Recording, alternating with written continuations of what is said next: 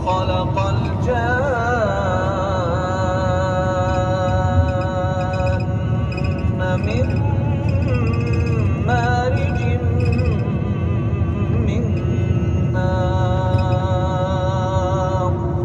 فبأي آلاء ربكما تكذبان اسی نے انسان کو ٹھیکرے کی طرح کھنکھناتی مٹی سے بنایا اور جنات کو آگ کے شعلے سے پیدا کیا،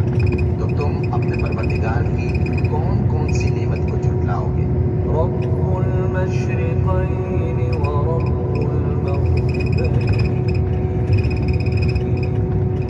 فبأي آلاء ربكما تكذبان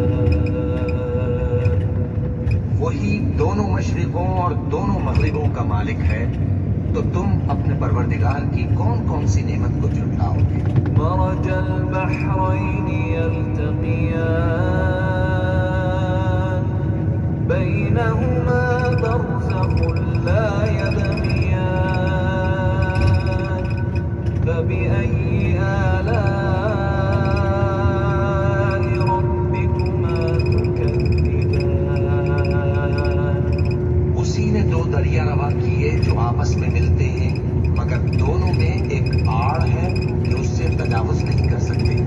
تو تم اپنے پروردگار کی کون کون سی نعمت کو جھٹلاؤ گے؟ يخرج منهما اللؤلؤ والمرجان فبأي آلاء ربكما تكذبان ان دونوں دریاؤں سے موتی اور مونگے نکلتے ہیں، تو تم اپنے پروردگار کی کون کون سی نعمت کو جھٹلاؤ گے؟ وله الجوار المنشآت في البحر كالأعلام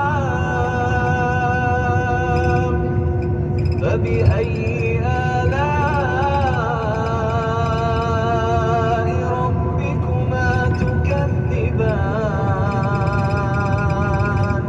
اور جہاز بھی اسی کے ہیں جو سمندر میں پہاڑوں کی طرح اونچے کھڑے ہوتے ہیں، تو تم اپنے پروردگار کی کون کون سی نعمت کو جھٹلاؤ گے؟ كل من عليها فان ويبقى وجه ربك ذو الجلال والإكرام فبأي آلاء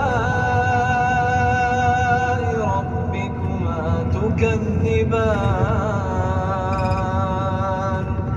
جو مخلوق زمین پر ہے سب کو فنا ہونا ہے، اور تمہارے پروردگار ہی کی ذات جو صاحب جلال و کرم ہے باقی رہے گی، تو تم اپنے پروردگار کی کون کون سی نعمت کو جھٹلاؤ گے؟ يسأله